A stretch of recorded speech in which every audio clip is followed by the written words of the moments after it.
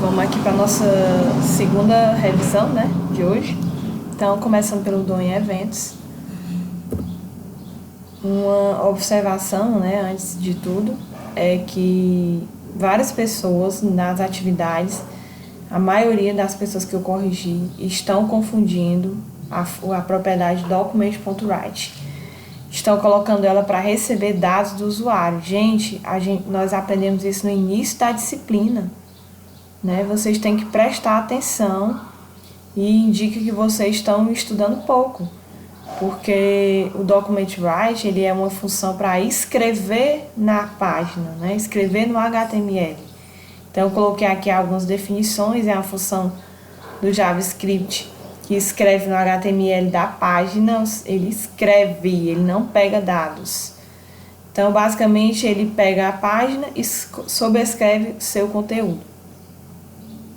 Geralmente manipula os elementos já existentes, como divs e etc. E usa o getElementById ou outras propriedades similares, alterando o conteúdo via recursos como o innerHTML, que são as duas propriedades que eu ensinei a vocês. Então, vi muita gente também utilizando o console.log, né? Isso eu não mostrei a vocês. A maioria das questões estão iguais, com os mesmos erros. Vocês estão errando até copiando, são simplesmente copiando, não estão resolvendo. Então, o console.log ele é utilizado dentro do consolezinho lá na página web, quando a gente aperta o F12 no navegador e ele abre o console com as ferramentas do desenvolvedor lá com esse console.log. Geralmente eu utilizo ele para saber o que está dentro da variável, né, o valor que ela recebeu, e para exibir os dados naquele consolezinho do navegador. Então, atenção, né, como nós já estudamos, já estamos usando o DOM, não mais pegaremos os dados do usuário utilizado pelo prompt, né, utilizar o prompt, vamos utilizar agora formulários para coletar os dados na página e os métodos e propriedades do DOM. Então, o inner e o getElementById, né, são propriedades. O inner é uma propriedade, ela define ou retorna o conteúdo, o HTML, de um elemento. Como a gente viu, ele tanto pode alterar o conteúdo de um elemento como retornar ele.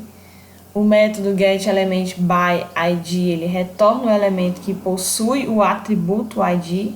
O ID é um atributo de identificação e ele é uma identificação única, com valor especificado, né? Que é o ID com valor especificado, que é o seu valor único. Então, um exemplo aqui, né? Sempre que a gente for construir as nossas páginas, a gente vai fazer assim. Primeiro passo, né? A gente vai criar a nossa página em HTML. Dependendo do que a nossa página estiver, a gente vai criar os elementos, né? Nesse caso, eu fiz uma página, nesse exemplo, uma página de login. Como vocês veem aqui na imagem, eu tenho um H1 e tenho dois inputs de texto. Um de texto, que é o login, e o outro de senha, né? E um botão entrar. Então, no exemplo, estamos criando uma página de login e usamos apenas um formulário simples. E aí, aqui está a nossa página no HTML, né? Essa páginazinha aqui, tá aqui o código dela, né? Aqui eu já chamei, aqui a gente tem o formuláriozinho que eu criei, ó, o H2, né? Eu tinha dito H1, é o H2 que eu coloquei. Então, tem um formulário, o nome dele, o método, deixei vazio por enquanto, né? A gente vai utilizar muito isso aqui em PHP. E criei os dois inputs, um input de texto com o seu ID e o tamanho, e senha, eu botei um input do tipo password, também defini um ID para esse input. E por fim, um input do tipo button, né? Um ID para ele e chamei aqui um evento, um clique, que é quando eu clicar nesse botão, ele vai chamar essa função. Aqui eu também já chamei o script, né, que é o segundo passo, né? Então, o segundo passo, a gente vai criar o nosso arquivo JavaScript, né? Então, eu coloquei aqui a observação, criar o arquivo JavaScript, depois salvar, chamar ele no HTML, criar nesse documento a função ou o código que você irá usar na sua página. Então, aqui, depois que eu criei o JavaScript, eu chamei ele aqui no read, né, com a propriedade source, pasta e o nome do arquivo. Então, a minha função, eu chamei ela de valida, lembrando que as funções a gente sempre vai nomear elas com uma letra e não pode ter espaços em branco. Então, eu criei duas variáveis, o usuário e o PES, que é a senha, na ISA. Como a gente não trabalhando com banco de dados, eu tive já que atribuir os valores aqui a essas variáveis, né? No banco de dados, a gente coloca o código que vai pegar o valor lá do banco. Isso é assunto para mais depois.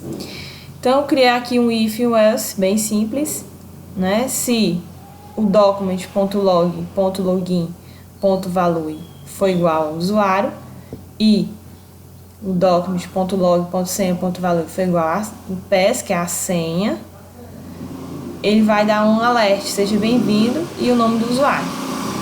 Se não, ele vai dizer que o usuário ou senha está inválido, né? E o que é esse caminho aqui, né? Esse caminho é justamente esse aqui, ó. Que eu coloquei o document, que é o documento HTML.